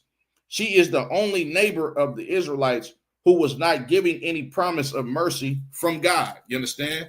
And when I read the rest of this book of Obadiah, you're going to understand absolutely, you understand, that the Edomites are Caucasian people today, right? Because it's going to give you everything that they've done throughout history in this one chapter. You understand? Salakia. Yeah, but Obadiah 1:5. If thieves came to thee, if robbers by night, how art thou cut off? Would they not have stolen till they had enough? If the grape gatherers came to thee, would they not leave some grapes? Esau is not going to steal until he gets full. He a greedy bastard. He ain't going to never get full. He wants to take everything. You understand? He takes land. He takes the resources of the land. He takes the people of the land, makes them his subjects and slaves. Also, he takes the identity of the people of those lands and call himself them. You understand? You ever heard of a $5 Indian? You ever heard of a Jewish man? You understand? This is identity theft, right? And this is what he did all throughout history, right? Verse 7, all the men of thy confederacy have brought thee even to the border, that the men that were at peace with thee have deceived thee and prevailed against thee. They that eat thy bread have laid a wound under thee. There is none understanding in him. All of these Caucasian men as a collective, they was one at once upon a time. You understand? But eventually, they started to go to war with each other. What did Christ say? A kingdom divided against itself cannot stand. I'm paraphrasing. You understand? These Caucasians, it's in their heart to thrive and fight tooth and nail and be cutthroat. You understand? For the top position of power. That's in his nation. That's in his nature. You understand? Verse 8. Shall I not in that day, saith the Lord, even destroy the wise men out of Edom and understanding out of the mount of Esau? The Lord is going to destroy the poorest Edomite and the scientists of the Edomites. They top scholars, they philosophers. He gonna do them bad. You understand? Because of what they did to the children of Israel. And you're gonna get that some more. Verse 9. And thy mighty men, O Teman. Teman is the Germans. You understand? Shall be dismayed to the end that every one of the mount of Esau may be cut off by slaughter. You understand? I got a question to you. I got a question to you, Berechiah ben Yehuda, right? Who is more evil as far as the crimes that are being committed throughout humanity? Who is more evil than the Caucasian man? You understand? Salakia, sir, you want to jump in? I said now, and what he said, Esau is Hebrew. He don't understand. Hebrew just means language. Right. Like a Hebrew is not a nation. That's a language. So Esau can't be no goddamn Hebrew. Did they speak Hebrew because of Esau? Because the mother and father that he came from? But he changed himself. He still was a nation, and he created a nation to destroy, to unalive, that went against the Most High. That's wicked. And they ain't, and Europeans ain't Japheth. You know who Japheth is. You goddamn Samoans, you Hawaiians, the Eskimos. That's Japheth. You got it. So like it, sir. We got another comment on here. I put it on the screen. You want to chime in, sir? We got some more brothers in here that have been taught by some ignorant people. What did he say? He said, oppressed, y'all hold on a second there, brother in Christ. Your race was the first, easily filling out the land. The Caucasians from the mountains were definitely the minority. Y'all had to sell yourselves. I'm guessing he's talking about the transatlantic slave trade, sir. So what you mean by we had to sell ourselves? Let's see what you mean by that. Let's see how smart and educated he is. Come with Like we had to sell ourselves. I'm gonna let him answer. As soon as he answers, I'm gonna put it back on the screen. I'm gonna keep going for time's sake, sir. You say brother in Christ. So like you right. say brother in Christ, you know, that must mean you Esau. You got to be Edom. Right. Come with Khan, sir. Come with You Khan. ain't our brother in Christ. You ain't our brother. You ain't our brother at all. Damn right, sir. Damn right, my Lord. You understand? Verse 10. For thy violence against thy brother Jacob, shame shall cover thee, and thou shalt be cut off forever. This is the reason why the Lord is going to cut off these Edomites forever, because of the violence that they did against the children of Israel. You understand? He still ain't answered the question. What, sir? So like why you saying that to the Ben Yehuda brother? You know what he basically saying? He Esau Hebrew and the Caucasians Japheth. I mean, he won't forgive. He trying to forgive somebody. Right. I mean, he gonna ride with one of them. He trying to ride with one of them. You know what I'm saying? You gonna ride with this oppressor or that oppressor? That means he gonna ride with one of the pale skins. You absolutely right, sir. That's Stockholm at its finest. Stockholm syndrome at its finest. You understand? We's sick, massa. What is we's gonna do? We don't think like that in the ISUBK. You understand? The Caucasian is the devil that the Bible speaks of, and we want justice from the Most High. You understand? And putting these people in chains so they could serve out their punishment, and then eventually the Lord is going to eradicate them off from planet Earth, so we don't never have to go through slavery again. So we don't never have to be a part of the trail of tears again. So there will never be a transatlantic slave trade again. So they will never steal our sons and our daughters and do sexual deviant acts to our men, women, and children. That's what we want justice from. You understand? Right. Salagi, sir. He answered your question.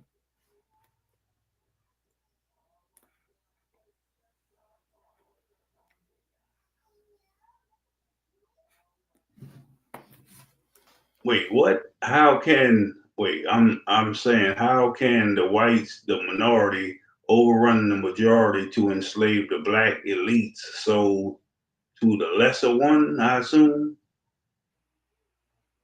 Because we disobeyed the Most High. That's why they was able to overrun us. That's why we were punished, because we went against the Most High. That's why they was able to overrun us.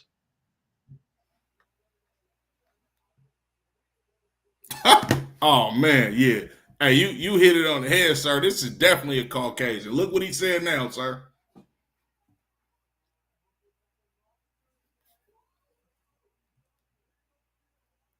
He said that's why we was made.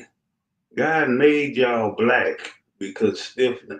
No. That's why so the Caucasian was the first ones to hurt. That's what he said. When the scriptures tell you why Cain lost his goddamn his pigmentation. Absolutely, why sir. he was cursed. So Cain wasn't punished for being rebellious and unalive Abel. He didn't lose his so-called black skin.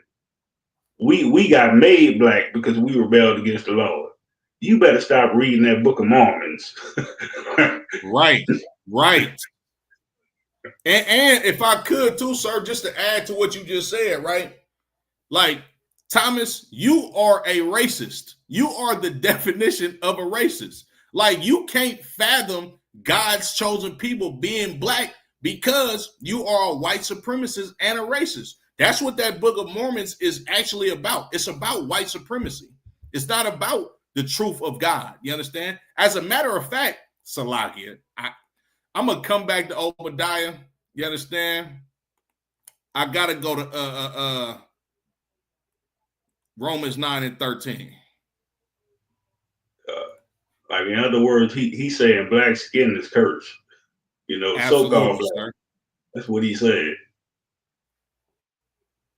That's exactly what he's saying, sir. Salaki. Let me put this scripture right up here. It's the book of Romans, chapter 9 and verse 13. As it is written, Jacob have I loved, but Esau have I hated. Now, when you look at the history of Esau in Genesis, the 25th chapter, Esau is not classified as a black person. You understand? Esau is classified as looking red and hairy, just like you Caucasians today. You understand? And it's not even because of the crimes why the Lord hates y'all. The Lord hates you because the Lord hated you before you was born. You understand? The Lord is going to do what he wants and has to answer to no one. And he chose to hate you, Edomites. You understand? You just furthered your hatred of your hatred from the Most High because of the crimes that you committed. You understand? And on top of that, when you look at the history of the Israelites, right? When you look at the history of humanity in general, you understand? The first people, as far as every race was concerned, was a dark race of people. When you look into the history of the Arabs, the history of the Asians, people of the Polynesian Islands, you understand? All of these people were a dark race of people. People didn't start becoming white skin on planet Earth until Esau started sowing his seed amongst the nations. You understand? This dude is saying a whole lot. Go ahead, sir. And what's more racist is he said y'all, meaning Negroes. Like, he didn't say this about he didn't say this about the East Indians. He didn't say this about the Arabs.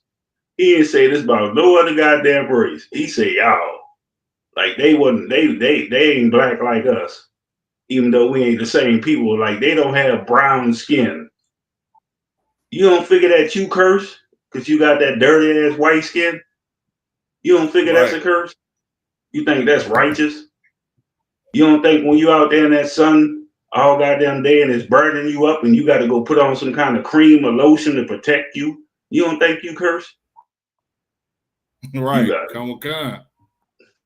And to your point that he is cursed, I'm going to go to the book of Exodus, chapter 4, and I'm going to go to verse 6 when it's talking about the miracle that the Lord did in showing, you understand, show the miracle that the Lord did in basically turning Moses' hand a different color. You understand? This is the book of Exodus, chapter 4 and verse 6. And it reads, and the Lord said furthermore unto him, put now thy hand into thy bosom. And he put his hand into his bosom. And when he took it out, behold, his hand was leprous as snow. So Moses put his hand in his garment, pulled it out. It was white like snow. Verse 7. And he said, put thine hand into thy bosom again. And he put his hand into his bosom again and plucked it out of his bosom. And behold, it turned again as his other flesh. Moses was a black man, Thomas. You understand? You can't get leprous skin from somebody who has leprous skin. You understand? Moses was a black man, clear as day. And Moses wasn't turned a black man because of any sin. Moses was a black man because he comes from the family tree of the Israelites who were black people. Salakia. Right. And that was a warning from the Most High to show us what's to come. Right. You know, these goddamn these snow colored people, they about to cut up. They about to be the wickedest of the earth. Like, that was a goddamn lesson right there. Sir. Absolutely, sir. Moses probably pulled that shit out and got scared. Moses was shaking. Right. What the hell is this? God, sir. And then look, it's crazy too, because they cutting up in the chat right now, sir. They cutting up. They cutting up, man. But Salakia, I'm gonna get back to it. Salakia. I'm gonna read that again. Obadiah 1:10. For thy violence against thy brother Jacob, shame shall cover thee, and thou shalt be cut off forever. In the day that thou stoodest on the other side, in the day that the strangers carried away captive his forces, and foreigners entered into his gates and cast lots upon Jerusalem, even thou was as one of them. Yeah, you Caucasian people, y'all had a hand in spoiling our people, robbing our people. You understand? When they say casting lots upon Jerusalem, yeah, y'all sold us into slavery and put us on them auction blocks. Y'all was just like the rest of those people. You understand? Verse 12. But thou shouldst not have looked on the day of thy brother in the day that he became a stranger. Neither shouldst thou have rejoiced over the children of Judah in the day of their destruction. Neither shouldst thou have spoken proudly in the day of distress. Thou should not have entered into the gate of my people in the day of their calamity. Yea, thou shouldst not have looked on their affliction in the day of their calamity, nor have laid hands on their substance in the day of their calamity. The Most High God said, you white people, y'all are dumb. You should have never put your hands on the children of Israel. You should have never robbed us. You should have never mass murdered us. You understand? You should have never called yourself a so-called Jew, because this is the reason why the Lord is going to cut your race off from the whole planet Earth forever, because of how wicked you have been to blacks, Latinos, and Native American Indians. After I get finished reading out this chapter, I'm gonna give y'all some articles that show you how evil Caucasian men were back then and how evil they still are today. But as a matter of fact, we don't even got to look at no articles. You see what's going on with Israel and Iran. You understand? And America backing them. You understand? Y'all doing exactly how y'all did throughout humanity. Y'all bombing the hell out of people in order to take their substance and make them your subjects so they can pay tribute unto you, so you can keep living delicious, because you've gotten your way on planet Earth by living by the sword. Verse 14. Neither should thou have stood in the crossway to cut off those of his that did escape. Neither shouldest thou have delivered up those of his that did remain in the day of distress. For the for the day of the Lord is near upon all the heathen, and that all, Salakia, as thou hast done, it shall be done unto thee. Thy reward shall return upon thine own head. All of the evil that you have done, Caucasians, the Lord is going to render it upon your own head. You understand?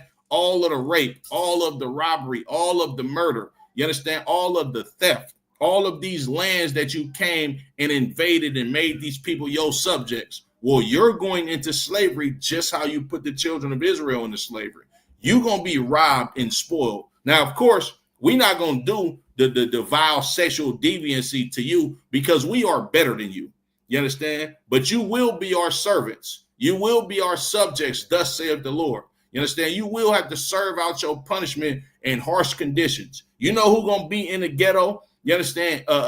Eating all of the unnutritious foods. That's your future, white people. You understand? You know who's gonna be living in the projects in the kingdom of heaven? That's you, white people. You understand? You know who's gonna be struggling to survive. You know who's gonna be asking us for loans. That's you, white people. You know who's gonna live in dirt, piss poor conditions and live in bullet riddled communities that's drug infested, that's you, Caucasian people. You understand? Because the Lord said, you understand? Salakia, verse 16. For as ye have drunk upon my holy mountain, so shall all the heathen drink continually. Yea, they shall drink, and they shall swallow down, and they shall be as though they had not been. That's you, Caucasian people. You understand? You got drunk off of blacks, Latinos, and Native American Indians being your slavery. Being your slaves. You got drunk off of it. You filled yourselves with this good wine of us being your slaves. But now you're going to have to drink from that same cup. And then eventually it's going to be as though that you have never been. Verse 17. But upon Mount Zion shall be deliverance, and there shall be holiness, and the house of Jacob shall possess their possessions. You understand? All of the gold that y'all got at Fort Knox, you understand? All of these precious jewels, all of the riches that you have amassed over the years and over the hundreds and thousands of years of you being a goddamn demon on planet Earth. Yeah, you're going to have to pay all of that back to the children of Israel. Verse 18. And the house of Jacob shall be a fire. Listen good, Caucasian people. And the house of Joseph a flame. And the house of Esau for stubble. And they shall kindle in them and devour them. The Lord said the children of Israel are going to burn you up like we a fire, and you are stubble. You understand? Like you that that brown grass that start wildfires over here on the West Coast. That's going to be you. And we're going to be that fire consuming you. You understand?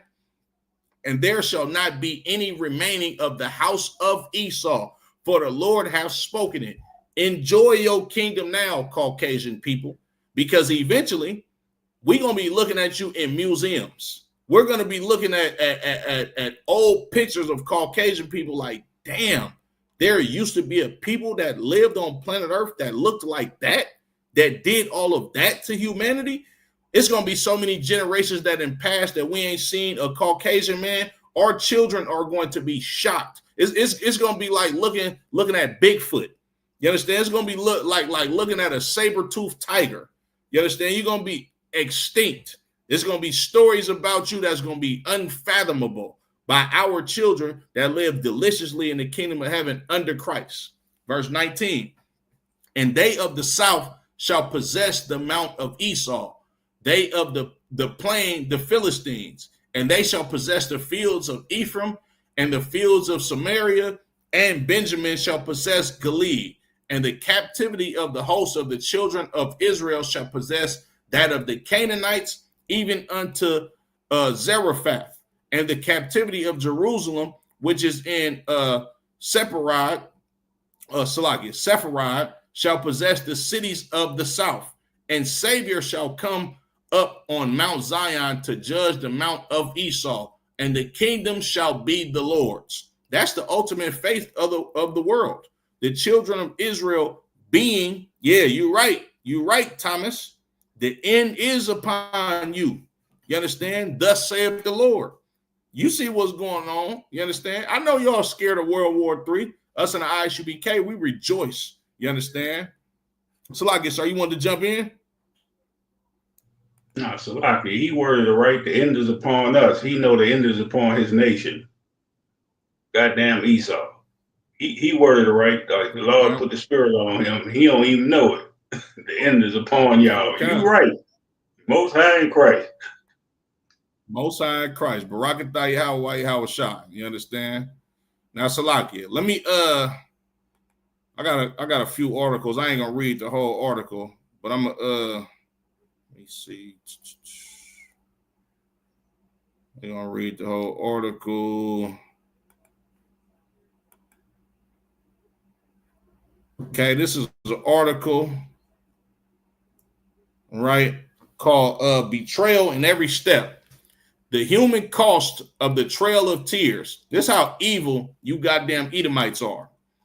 In the early 19th century, the United States persuaded an aggressive policy of westward expansion. This ambition came at a harrowing price for Native American nations who were forced from their ancestral homelands under the Indian Removal Act of 1830. The Trail of Tears, a series of forced relocations marked an era of profound suffering, betrayal, and loss. Thousands perished from disease, starvation, and exposure, leaving scars that endure with indigenous communities to this day. Understanding this tragedy is cruel to acknowledge the betrayal woven into the fabric of American history. 1. The Indian Removal Act of 1830. Y'all see this devil right here? This is the devil that occupies the $20 bill. Andrew Jackson. You understand? The Indian Removal Act, signed into law by President Andrew Jackson, gave the federal government authority to negotiate removal treaties with native tribes. Despite fierce opposition in Congress and among the public, the act narrowly passed, reflecting a nation divided over its moral compass. Proponents argue it will resolve conflicts between settlers and native communities, while critics denounce it as a blatant violation of indigenous rights. History.com details how this act set in motion a tragedy of historic proportions. You understand? Now, I doubt that it was any Caucasian that wanted to come up against this Indian Removal Act, because all y'all are the devil that the Bible speaks of. You understand? 2, Andrew Jackson's role. President Andrew Jackson was the driving force behind Indian removal, relentlessly pushing policies that favored white settlers over native sovereignty. Even after the Supreme Court ruled in Worcester, Georgia, to uphold the rights of native nations, Jackson ignored the decision, reportedly stating, John Marshall has made his decision. Now let him enforce it. His actions, as highlighted by National Park Service, cemented a legacy of executive outreach and betrayal. You the devil that the Bible speaks of, you understand? Every treaty that you made with the so-called Native American Indians, which is the tribe of Gad, the tribe of Reuben, and the tribe of Issachar, you broke every last one of them. You the devil that the Bible speaks of. The Cherokee Nation's legal battle. The Cherokee Nation fought removal through the courts, culminating in the landmark Worcester versus Georgia case of 1832. The Supreme Court sided with the Cherokee, affirming their sovereign rights, and declared state laws inapplicable within the territory. However, the federal government refused to enforce the ruling, leaving the Cherokee vulnerable. This denial of justice, as documented by Oyes, exposed the limits of legal protection for native nations and deepened the sense of betrayal. And that just goes to show more how much Caucasians is the devil that the Bible speaks of. You understand? Like, who are you to tell the natives what they can and can't do in their own goddamn homeland? Like, you a guest here. You are somebody that's supposed to be kissing the boots of so-called Native American Indians because they allowed you to come to their country and sustain yourself and taught you how to be a civilized people. You understand? But your devilish nature, you understand, prevented you from having any mercy on these so-called Native American Indians because you're the devil that the Bible speaks of. You understand? Broken treaties. Throughout the 19th century, the U.S. government made and subsequently broke numerous treaties with native nations, all of them. Promises of land and protection were routinely dismissed when convenient for expansionist interest, leaving indigenous communities dispossessed and betrayed. As Smithsonian Magazine notes, these repeated violations eroded trust and shattered any hope for peaceful coexistence. The cycle of broken agreements became a defining feature of U.S. policy, deepening the wounds of removal and loss. Forced marches began. with treaties undermined and resistance silenced, the government began the forced relocation of thousands of Native Americans. Families were uprooted with little warning, giving scant time to prepare and provided with minimal supplies or support. This lack of planning led to immense suffering from the outset. According to PBS, the marches were marked by chaos and deprivation, setting a grim tone for what will become one of the darkest chapters in American history. You white people are the devil that the Bible speaks of. How can you come and evict someone out of their home when you have nothing to do with them having this home? You understand? So, like, I'm not going to read every last thing, but I'm going to get to the meat of it in just 1 second. The root and conditions. Now, listen good to this. The Trail of Tears spanned over 1,000 miles across rugged mountains, dense forests, and swollen rivers. Those forced to march endured scorching summers and bitterly cold winter without adequate shelter or clothing. Starvation, exposure, and disease were constant threats, contributing to staggering mortality rates, especially among children and the elderly. The National Park Service documents how these unforgiving conditions turned the journey into a relentless ordeal of suffering and loss for thousands. You white people are the devil that the Bible speaks of. And for you to get in this chat, you understand, and speak so goddamn proudly about you being a damn Caucasian man is the proof in the pudding that the Lord needs to eradicate you off of planet Earth, because you can never do anything but be the devil that the Bible speaks of. You understand? Thomas, you absolutely wrong. Our history has not been erased. You understand? I'm reading our history right now. I read the history of our people and your people in the Bible. It has not been erased. You a goddamn fool if you believe that. You got to be retarded. I'm reading our history right now. I'm reading the history of us being slaughtered and unalived by your people in disproportionate rates. And I'm reading the history of your people being the devil that the Bible speaks of. From the Bible to the early in 1500s, right? Up until today. You just proven it. Disease and starvation. As the marches continue, outbreaks of deadly diseases such as dysentery and cholera, so like I might have butchered that word, swept through the camps and claiming countless lives. With food supplies scarce and clean water nearly impossible to find, malnutrition and dehydration became rampant. The CDC reports that these harsh conditions led to unrelenting suffering and death. Illnesses spread rapidly in overcrowded, unsanitary conditions, compounding the tragedy and leaving families devastated at every turn. The role of the U.S. military. Blacks, Latinos, and Native American Indians, if you join Esau's military knowing the history of what they did to your people, you a goddamn traitor.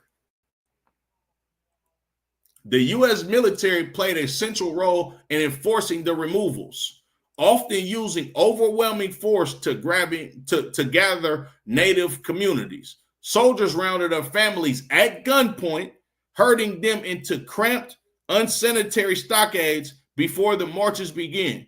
According to the U.S. Army Center of Military History, the military's presence was both constant and intimidating, ensuring compliance by intensifying trauma. The militarized process stripped Native people of autonomy and dignity, compounding the sense of betrayal and fear. Separation of families. One of the most heartbreaking consequences of the Trail of Tears was the separation of families. During the chaotic roundups and grueling marches, parents, children, and elders were often torn apart, sometimes never to see each other again. This forced fragmentation shattered the bonds that held communities together. As National Geographic notes, the trauma of these separations lingered in collective memory, adding a deeply personal layer to the tragedy of removal. Loss of life. The human cost of the Trail of Tears was staggering. Historians estimate that approximately 4,000 Cherokee died during the forced removal, representing nearly a quarter of their population. Other nations, the Creek, Choctaw, Chickasaw, and Seminole suffered familiar loss. These deaths resulted from disease, starvation, exhaustion, and exposure to the elements. History.com underscores that the sheer scale of loss left entire communities devastated with grief that would echo through generations. Psychological trauma, the role of missionaries, impact of women and children. Salakia. And the role of missionaries. Go ahead, sir. While you bringing that out, Thomas, how you feel about our people, Thomas? Put that in the chat. Yeah, put that in the chat, Thomas. How you feel about our people? Most of those are Mexican Indians. Absolutely. Salakia, sir. This is what he put in the chat.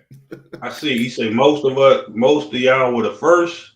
We need to unite to fight for humanity. I ask you, how you feel about our people? He put, we bleed red too, sir. An ant bleed red too. A mosquito bleed red too. Is you a mosquito or ant? But how you feel about our people? We brothers oppressed by the fallen. And what is your nationality, Thomas? What's your nationality?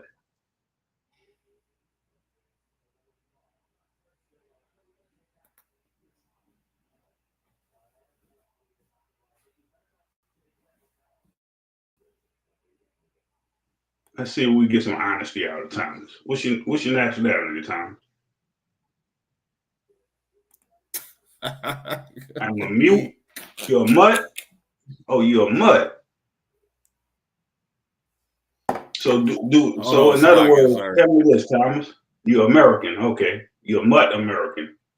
So do you feel any kind of remorse or sorrow for happening to the so-called black people over here in America, the Latinos and Native Indians? Do you feel any sorrow for what your people done to us? Answer that, Thomas.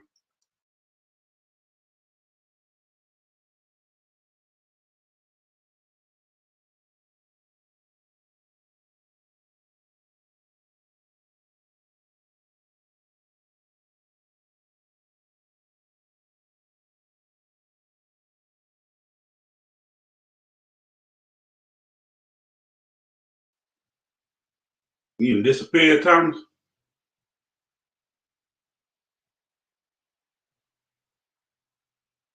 You had them Twitter fingers a minute ago. Where you at now?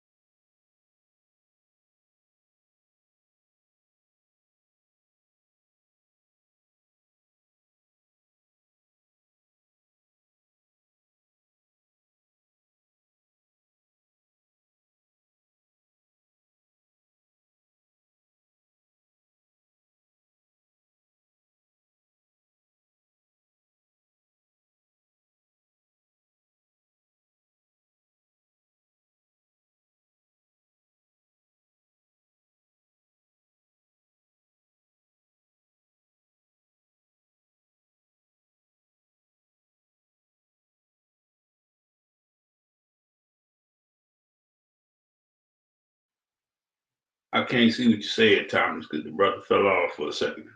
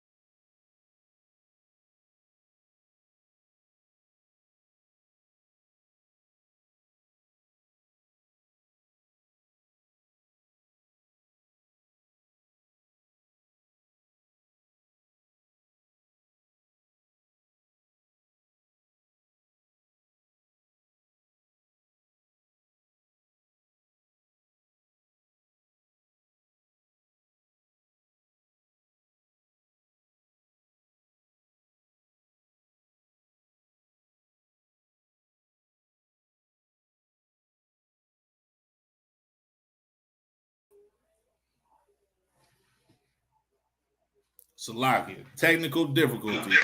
Can you hear me now, sir?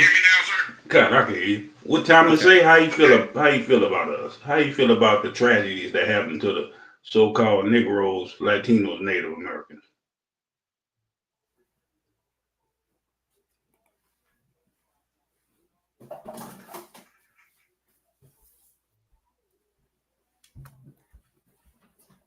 Can you see what he says, sir? He said, my point bickering back and forth is not advancing the kingdom and staggering the movement. Thomas can get up on this live. If Thomas, the live, it's in the chat, right? Thomas, we need to know how you feel. Yeah, come up here, Thomas, if you ain't too much of a coward, so you can explain how you feel. And let's see if you really mean what you say.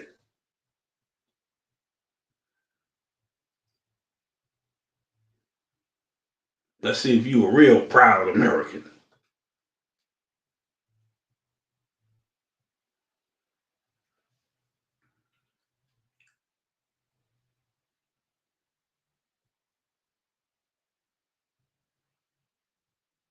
He ain't gonna come up here. Go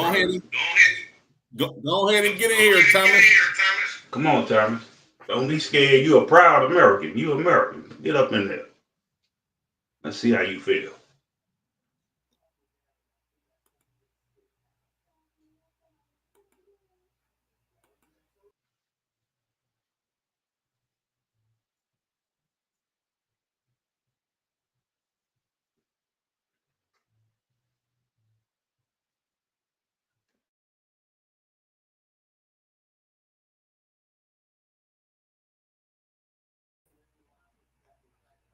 Salakia, sorry, I had to come back. I was hearing the echo.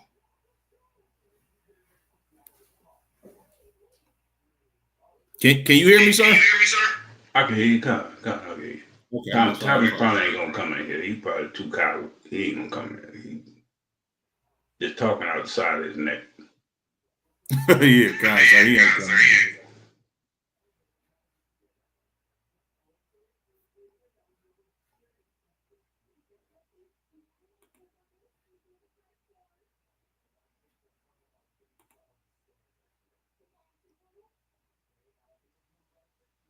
Where you at, Thomas? You done left the chat. You done left the live stream and everything, huh, Thomas? Disappeared, huh, Thomas?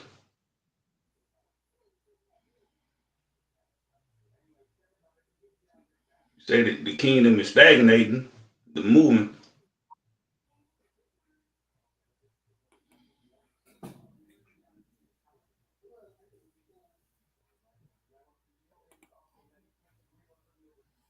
He talking about peace be with us.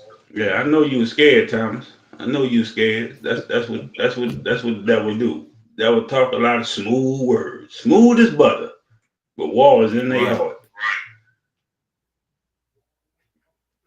Yeah, sir. I'm getting a bad echo on this, and I'm gonna go ahead and end it. You know what I'm saying? But when you look at the history of these Caucasian people, you understand they have always been a devil that the Bible speaks of. You understand? And the book of Obadiah is reiterating the sins that Caucasian people have committed against the so-called blacks, Latinos, and Native American Indians, and the Lord requires them to serve out a punishment for what they did to the children of Israel. You understand? And you see that all throughout history with what happened with the Native American Indians. You understand the Trail of Tears, the Indian Removal Act. You understand them giving them smallpox and blankets. You understand them slaughtering all of the buffaloes just to starve them out. You hear about it during the transatlantic slave trade when they brought so-called Negroes from the west coast of Africa right here to the Americas to serve out slavery. You understand how they did to the indigenous tribes and even bringing them back to Europe and having them in slavery up in Europe. You understand? The Caucasian man is the devil that the Bible speaks of. And the Lord is not going to let his crime go unpunished. Thus saith the Bible. You understand? With that being said, Yahweh Shemal Shabbat, come to the brothers. Yahweh Shemal, son by Shemal Shabbat to the sisters. Go ahead, sir. Hey, I said, damn right. Just like Thomas. Thomas was speaking all that peace. Thomas, just like the Thomas the train, blowing smoke. Damn right, sir. Damn right. Yahweh should struck a thumb. Yahweh Shemal Shabbat. Tapping in with me, sir.